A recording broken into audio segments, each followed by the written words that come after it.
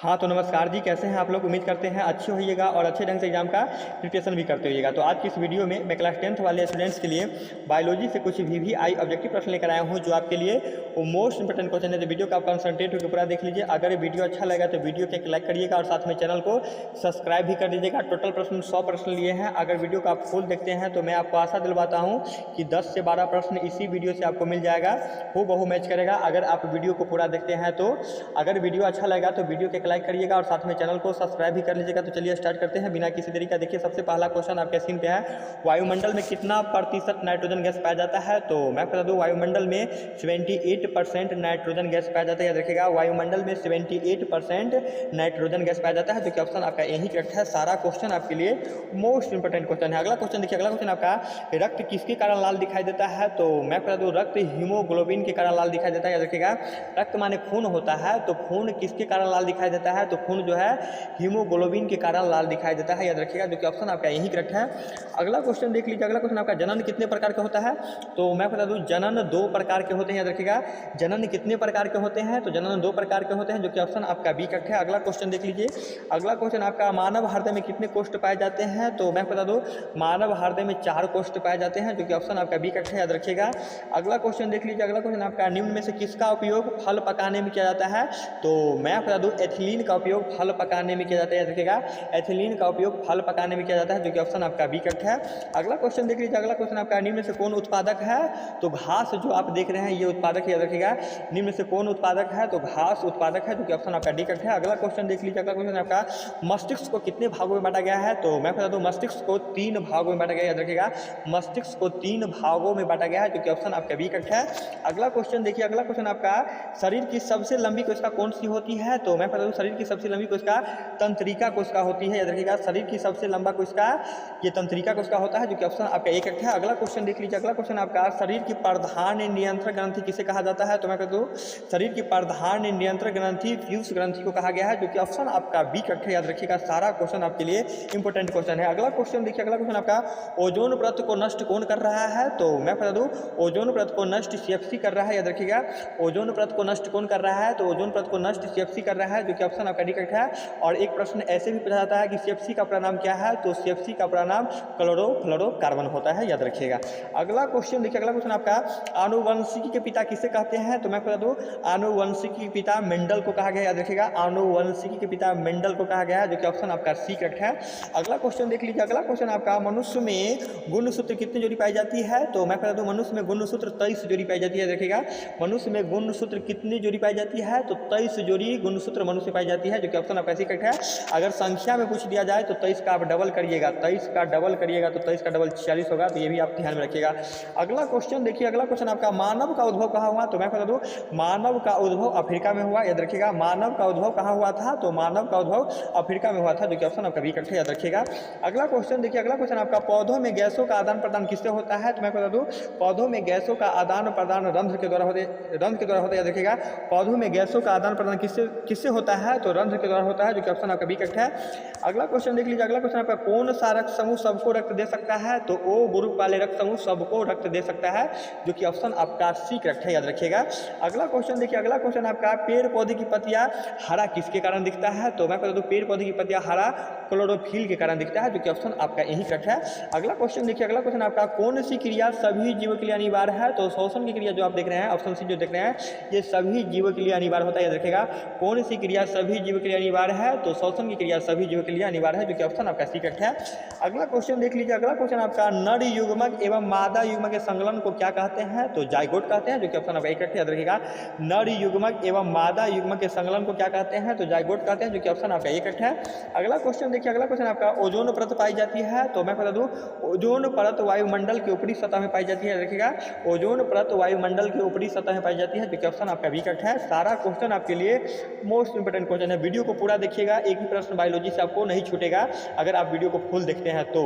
अगला क्वेश्चन देखिए, खुला परिसंचरण तंत्र पाया जाता है। तो मैं बता दूं, कॉकरोच में पाया जाता है। याद रखिएगा, खुला परिसंचरण तंत्र पाया जाता है, तो कॉकरोच में पाया जाता है, जो कि ऑप्शन आपका सी करेक्ट है।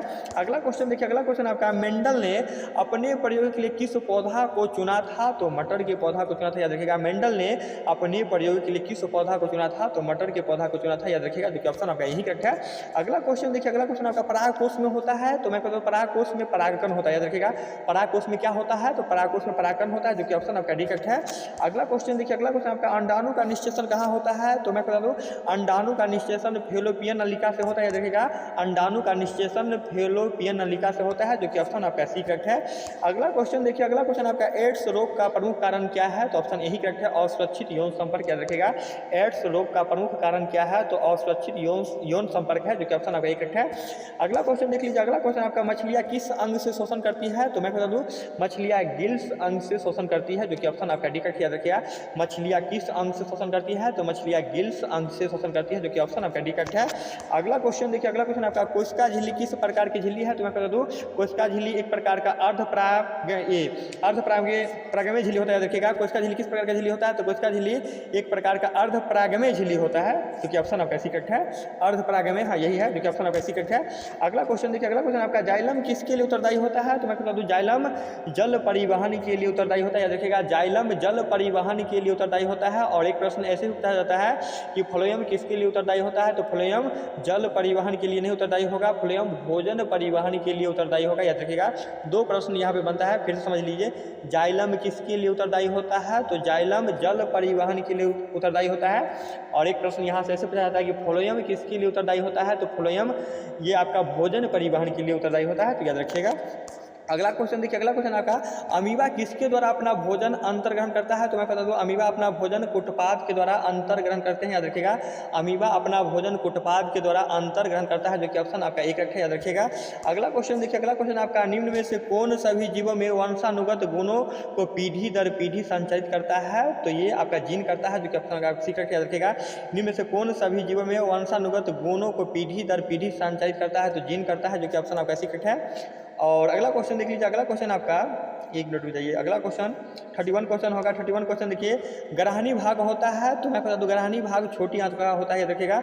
ग्रहणी भाग होता है, तो ग्रहणी एक छोटी आंत का भाग होता है, जो कि ऑप्शन आपका सी करेक्ट है। अगला क्वेश्चन देखिए, अगला क्वेश्चन आपका फूल में नर प्रजनन अंग होता है, तो मैं बता दूं फूल में नर प्रजनन अंग पुंकेसर होता है, जो कि ऑप्शन आपका एक करेक्ट है, याद रखिएगा।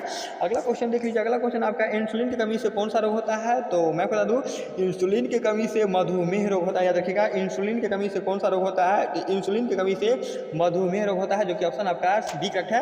अगला क्वेश्चन देखिए, अगला क्वेश्चन आपका हरे पौधे में कौन सा पोषण होता है? तो मैं बता दूं हरे पौधे में स्वपोषी पोषण होता है, जो कि ऑप्शन आपका सी करेक्ट है, याद रखिएगा। अगला क्वेश्चन देखिए, अगला क्वेश्चन आपका निम्न से कौन एक उभयलिंगी जंतु है? तो केचुआ जो आप देख रहे हैं ये आपका एक उभयलिंगी जंतु होता है, याद रखिएगा, जो कि ऑप्शन आपका यही करेक्ट है। निम्न से कौन एक उभयलिंगी जंतु है? तो केचुआ जो आप देख रहे हैं ये आपका एक उभयलिंगी जंतु होता है, जो कि ऑप्शन आपका यही करेक्ट है। अगला क्वेश्चन देखिए, अगला क्वेश्चन आपका शुक्राणु कहाँ बनते हैं? तो मैं बता दूं शुक्राणु वृषण में बनता है, याद रखिएगा। शुक्राणु कहाँ बनते हैं? तो शुक्राणु वृषण में बनते हैं, जो कि ऑप्शन आपका यही करेक्ट है। अगला क्वेश्चन देख लीजिए, अगला क्वेश्चन आपका स्त्रियों में अंडाशय की संख्या कितनी होती है? तो मैं बता दूं स्त्रियों में अंडाशय की संख्या 2 होता है, जो कि ऑप्शन आपका बी करेक्ट है, याद रखिएगा। अगला क्वेश्चन देखिए, अगला क्वेश्चन आपका एक लिंगी पुष्पी पौधा का उदाहरण है, तो मैं बता दूं एक लिंगी पुष्पी पौधे का उदाहरण पपीता है, याद रखिएगा। एक लिंगी पुष्पी पौधे का उदाहरण है, तो पपीता जो आप देख रहे हैं ये आपका एक लिंगी पुष्पी पौधे का उदाहरण होता है, जो कि ऑप्शन आपका यही करेक्ट है। अगला क्वेश्चन देखिए, अगला क्वेश्चन आपका मनुष्यों में आयोडीन की कमी से कौन सा रोग होता है? तो मैं बता दूं मनुष्यों में आयोडीन की कमी से घेघा रोग होता है, जो कि ऑप्शन आपका डी करेक्ट है, याद रखिएगा। अगला क्वेश्चन देखिए, अगला क्वेश्चन आपका रक्त में आयरन की कमी से कौन सा रोग होता है? तो मैं बता दूं रक्त में आयरन की कमी से एनीमिया रोग होता है, याद रखिएगा। रक्त में आयरन की कमी से कौन सा रोग होता है? तो एनीमिया रोग होता है, जो कि ऑप्शन आपका सी करेक्ट है। अगला क्वेश्चन देख लीजिए, अगला क्वेश्चन आपका आनुवंशिक के पिता किसे कहते हैं? तो मेंडल को कहते हैं, जो कि ऑप्शन आपका सी करेक्ट है, याद रखिएगा। आनुवंशिक के पिता किसे कहते हैं? तो मेंडल को कहा गया, जो कि ऑप्शन आपका सी करेक्ट है। अगला क्वेश्चन देखिए, अगला क्वेश्चन आपका पुरुषों का लिंग गुणसूत्र होता है, तो पुरुषों का लिंग गुणसूत्र XY होता है, याद रखिएगा। और स्त्रियों का लिंग गुणसूत्र क्या होता है? तो XX होता है, अर्थात XX होता है स्त्रियों में, याद रखिएगा। अगला क्वेश्चन देखिए, अगला क्वेश्चन आपका डेंगू उत्पन्न करने वाले मच्छर किस तरह के जल में पनपता है? तो ये मैं बता दूं डेंगू उत्पन्न करने वाले मच्छर साफ जल में पनपता है। और एक प्रश्न यहाँ से ऐसे भी पूछा जाता है कि मलेरिया उत्पन्न करने वाले मच्छर किस तरह के जल में पनपता है? तो मौत से मलेरिया होता है और मौत से मैला, अर्थात गंदा जल में मलेरिया उत्पन्न करने वाले मच्छर पनपता है, याद रखिएगा। तो अगला क्वेश्चन देखिए, अगला क्वेश्चन है आपका, निम्न में से कौन पर्यावरण के लिए अनुकूल नहीं है? तो मोटरसाइकिल से चलना पर्यावरण के लिए अनुकूल नहीं है, जो कि ऑप्शन आपका सी करेक्ट है। अगला क्वेश्चन देख लीजिए, अगला क्वेश्चन आपका, हरे पौधे में भोजन बनाने की प्रक्रिया को क्या कहते हैं? तो प्रकाश संश्लेषण कहते हैं, याद रखिएगा। हरे पौधे में भोजन बनाने की प्रक्रिया को क्या कहते हैं? तो हरे पौधे में भोजन बनाने की प्रक्रिया को प्रकाश संश्लेषण कहते हैं, जो कि ऑप्शन आपका यही करेक्ट है। अगला क्वेश्चन देख लिया, अगला क्वेश्चन आपका, पराबैंगनी किरण को कौन छानने का कार्य करता है? तो मैं कहता हूँ पराबैंगनी किरण को छानने का कार्य ओजोन पर करता है, याद रखिएगा। पराबैंगनी किरण को छानने का काम कौन करता है? तो ये ओजोन पर करता है, जो कि ऑप्शन आपका एक करेक्ट है। अगला क्वेश्चन देख लीजिए, अगला क्वेश्चन आपका, रच्छी कोशिका पाई जाती है? तो मैं बता दूँ रच्छी कोशिका पत्तियों में पाई जाती है, याद रखिएगा। रच्छी कोशिका कहाँ पाई जाती है? तो रच्छी कोशिका पत्तियों में पाई जाती है, जो कि ऑप्शन आपका बी करेक्ट है। अगला क्वेश्चन देखिए, अगला क्वेश्चन आपका, निम्न में से नर युग्मक क्या है? तो शुक्राणु जो देख रहे हैं आप, ये आपका नर युग्मक है, तो याद रखिएगा ऑप्शन आपका सी करेक्ट है। अगला क्वेश्चन देखिए, अगला क्वेश्चन आपका, 6 योग प्राकृतिक संसाधन है? तो कोयला भी है, 6 योग प्राकृतिक संसाधन, पेट्रोलियम भी है, प्राकृतिक गैस भी है, अर्थात ऑप्शन आपका डी करेक्ट है। 6 योग प्राकृतिक संसाधन है, तो ऑप्शन आपका डी करेक्ट है, सभी याद रखिएगा। अगला क्वेश्चन देखिए, अगला क्वेश्चन आपका, भ्रूण का विकास कहाँ होता है? तो मैं बता दूं भ्रूण का विकास गर्भाशय में होता है, जो कि ऑप्शन आपका यही करेक्ट है। अगला क्वेश्चन देखिए, अगला क्वेश्चन आपका, मस्तिष्क उत्तरदायी होता है? तो मैं बता दूं मस्तिष्क उत्तरदायी होता है, तो सोचने के लिए भी, हृदय स्पंदन के लिए भी उत्तरदायी होता है, शरीर का संतुलन बनाने के लिए भी उत्तरदायी होता है मस्तिष्क, अर्थात ऑप्शन आपका डी करेक्ट है, सभी याद रखिएगा। अगला क्वेश्चन देखिए, अगला क्वेश्चन आपका, प्रत्यावर्ती चाप कहाँ बनते हैं? तो मैं बता दूं प्रत्यावर्ती चाप मेरुरज्जु में बनते हैं, जो कि ऑप्शन आपका यही करेक्ट है। अगला क्वेश्चन देख लीजिए, अगला क्वेश्चन आपका, निम्न से कौन बौने पौधे को दर्शाता है? तो ये double T, small double T जो आप देख रहे हैं, ये बौने पौधे को दर्शाता है, जो कि ऑप्शन आपका बी करेक्ट है, याद रखिएगा। अगला क्वेश्चन देखिए, अगला क्वेश्चन आपका, मनुष्य के 23वें जोड़ी क्रोमोसोम को क्या कहते हैं? तो 54 का जवाब ऑप्शन बी करेक्ट है, लिंग क्रोमोसोम कहा गया, याद रखिएगा। मनुष्य के 23वें जोड़ी क्रोमोसोम को क्या कहते हैं? तो लिंग क्रोमोसोम कहते हैं, जो कि ऑप्शन आपका बी करेक्ट है। अगला क्वेश्चन देखिए, अगला क्वेश्चन आपका, प्राकृतिक संसाधन है? तो प्राकृतिक संसाधन वन भी है, जल भी है, कोयला भी है, अर्थात ऑप्शन आपका डी करेक्ट है, याद रखिएगा, सभी है। अगला क्वेश्चन देख लीजिए, अगला क्वेश्चन आपका, विटामिन बी के कारण कौन सा रोग होता है? तो विटामिन बी के कारण बेरी रोग होता है, याद रखिएगा। विटामिन बी के कारण कौन सा रोग होता है? तो विटामिन बी के कारण बेरी रोग होता है, जो कि ऑप्शन आपका बी करेक्ट है। अगला क्वेश्चन देखिए, अगला क्वेश्चन आपका, मेंडल ने अपने प्रयोग के लिए कितने विकल्पी लक्षणों का अध्ययन किया? तो 7 का किया, जो कि ऑप्शन आपका बी करेक्ट है। अगला क्वेश्चन देखिए, अगला क्वेश्चन आपका, दो तंत्रिकाओं के मध्य खाली स्थान को क्या कहते हैं? तो स्लेप्स कहते हैं, जो कि ऑप्शन आपका करेक्ट है। अगला क्वेश्चन देख लीजिए, अगला क्वेश्चन आपका, मनुष्य के 22वें जोड़ी क्रोमोसोम को क्या कहते हैं? तो मनुष्य के 22वें जोड़ी क्रोमोसोम को ऑटोसोम कहा गया है, जो कि ऑप्शन आपका एक करेक्ट याद रखिएगा। मनुष्य के 22वें जोड़ी क्रोमोसोम को क्या कहते हैं? तो ऑटोसोम कहते हैं। एक प्रश्न यहाँ से ऐसे भी पूछा जाता है कि मनुष्य के 23वें जोड़ी क्रोमोसोम को क्या कहते हैं? तो लिंग क्रोमोसोम कहते हैं, तो ये क्वेश्चन आप दोनों ध्यान में रखिएगा। अगला क्वेश्चन देखिए, अगला क्वेश्चन आपका, धरती का कितना % भाग पानी है? तो 71% पर, है ना, धरती पर पानी है, 71% भाग में, है ना, धरती पर पानी है, याद रखिएगा। और 29% ये आपका धरती है, अर्थात कहने का मतलब 71% धरती पर पानी है और 29% में आपका भूमि है, ऐसे समझिए आप। अगला क्वेश्चन देखिए, अगला क्वेश्चन आपका, शुक्राणु कहाँ बनते हैं? तो शुक्राणु मैं आपको बता दूं वृषण में बनते हैं, जो कि ऑप्शन आपका एक करेक्ट है। अगला क्वेश्चन देखिए, अगला क्वेश्चन आपका, मानव मादा का गर्भकाल का समय काल कितना होता है? तो 9th मंथ होता है, अर्थात 9 माह होता है, जो कि ऑप्शन आपका एक करेक्ट है। अगला क्वेश्चन देखिए, अगला क्वेश्चन आपका, ऐसे जीव जिसमें दोनों लिंग उपस्थित होते हैं उसे हम क्या कहते हैं? उसे हम द्विलिंगी या उभयलिंगी कहते हैं, जो कि ऑप्शन आपका भी करेक्ट याद रखिएगा। ऐसे जीव जिसमें दोनों लिंग उपस्थित होते हैं उसे हम क्या कहते हैं? उसे हम द्विलिंगी या उभयलिंगी कहते हैं, जो कि ऑप्शन आपका बी करेक्ट है। अगला क्वेश्चन देख लीजिए, अगला क्वेश्चन आपका, पौधे के मादा भाग को क्या कहते हैं? तो मैं बता दूं पौधे के मादा भाग को ज्यांग कहा गया, याद रखिएगा। पौधे के मादा भाग को ज्यांग कहा गया है, जो कि ऑप्शन आपका एक करेक्ट है। अगला क्वेश्चन देखिए, अगला क्वेश्चन आपका, द्विखंडन किसमें होता है? तो मैं बता दूं द्विखंडन अमीबा में होता है, याद रखिएगा। द्विखंडन किसमें होता है? तो द्विखंडन अमीबा में होता है, जो कि ऑप्शन आपका एक करेक्ट है। अगला क्वेश्चन देख लीजिए, अगला क्वेश्चन आपका, फ्लोएम किसके लिए उत्तरदायी होता है? तो फ्लोएम आपका भोजन परिवहन के लिए उत्तरदायी होता है, जो कि ऑप्शन आपका बी करेक्ट है, याद रखिएगा। अगला क्वेश्चन देख लीजिए, अगला क्वेश्चन आपका, मैग्नीशियम पाया जाता है? तो मैं बता दूं मैग्नीशियम क्लोरोफिल में पाया जाता है, याद रखिएगा। मैग्नीशियम पाया जाता है तो मैग्नीशियम क्लोरोफिल में पाया जाता है, जो कि ऑप्शन आपका एक करेक्ट है। अगला क्वेश्चन देख लीजिए, अगला क्वेश्चन आपका, पौधों में वाष्पोत्सर्जन किस भाग में होता है? तो पत्तियां में होता है, जो कि ऑप्शन आपका सी करेक्ट है, याद रखिएगा। पौधों में वाष्पोत्सर्जन किस भाग में होता है? तो पत्तियां में, जो कि ऑप्शन आपका सी करेक्ट है। अगला क्वेश्चन देख लीजिए, अगला क्वेश्चन आपका, मनुष्य में सांस लेने और छोड़ने की प्रक्रिया को क्या कहते हैं? तो श्वासोच्छ्वास कहते हैं, जो कि ऑप्शन आपका भी करेक्ट है, याद रखिएगा। मनुष्य में सांस लेने और छोड़ने की प्रक्रिया को क्या कहते हैं? तो 706 आ गया, जो कि ऑप्शन आपका बी करेक्ट है। अगला क्वेश्चन देख लीजिए, अगला क्वेश्चन आपका अनुकुंचन गति किस में होता है, तो छुई मुई के पौधे में होता है, याद रखिएगा। अनुकुंचन गति किस पौधा में होता है, क्वेश्चन ऐसे है, तो छुई मुई के पौधे में अनुकुंचन गति होता है, जो कि ऑप्शन आपका बी करेक्ट है। अगला क्वेश्चन देख लीजिए, अगला क्वेश्चन आपका इथाइल अल्कोहल किस प्रकार के शोषण में बनता है, तो अवायवीय शोषण में बनता है, याद रखिएगा। इथाइल अल्कोहल किस प्रकार के शोषण में बनता है, तो इथाइल अल्कोहल अवायवीय शोषण में बनता है, जो कि ऑप्शन आपका बी करेक्ट है। अगला क्वेश्चन देखिए, अगला क्वेश्चन आपका फूल में नर प्रजनन अंग होता है, तो फूल में नर प्रजनन अंग पुंकेसर होता है, जो कि ऑप्शन आपका यही करेक्ट है। अगला क्वेश्चन देख लीजिए, अगला क्वेश्चन आपका भोजन का पचना किस प्रकार का अभिक्रिया है, तो उपचयन अभिक्रिया, याद रखिएगा। भोजन का पचना किस प्रकार का अभिक्रिया है, तो भोजन का पचना एक प्रकार का उपचयन अभिक्रिया होता है, जो कि ऑप्शन आपका यही करेक्ट है। अगला क्वेश्चन देखिए, अगला क्वेश्चन आपका सीएफसी का पूरा नाम क्या है, अर्थात व्यापक उपयोग किस में होता है, सॉरी क्वेश्चन आप ऐसे है, सीएफसी का व्यापक उपयोग किस में होता है, तो सभी में होता है। एयर कंडीशनरों में भी होता है, रेफ्रिजरेटरों में भी होता है, इंजनों में भी होता है, अर्थात ऑप्शन आपका डी करेक्ट होगा, सभी में होता है, याद रखिएगा। अगला क्वेश्चन देख लीजिए, अगला क्वेश्चन आपका पृथ्वी पर ऊर्जा का एकमात्र स्रोत क्या होता है, तो सूर्य भगवान है, ऑप्शन आपका डी करेक्ट है, याद रखिएगा।